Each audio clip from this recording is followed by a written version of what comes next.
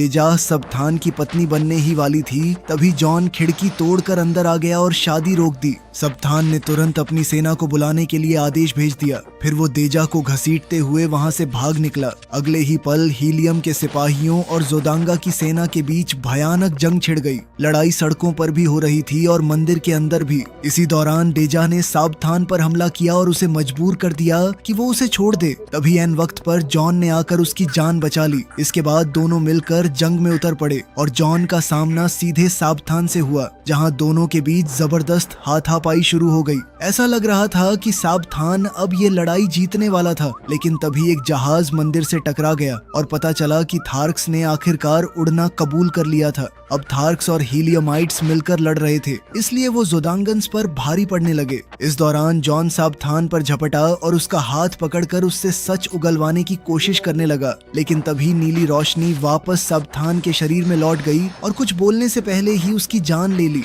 वही रोशनी अब जॉन को भी प्रभावित करने लगी। असल में पास ही शांक एक थार्क का रूप लेकर उस रोशनी को कंट्रोल कर रहा था, लेकिन डेजा की तलवार ने अचानक उसे रोक दिया। अब शांक तुरंत डेजा का रूप लेकर उसे उलझाने लगा। जैसे ही जॉन वहां पर पहुंचा तो नकली डेजा ने असली को धक्का देकर नीचे गिरा दिया। शांग ने भी इस मौके का फायदा उठाया और खिड़की से भाग निकला। उधर तारकस को जमीन पर पेंडेंट मिला। जैसे ही उसने उसे उठाया, जॉन उससे मांगने लगा।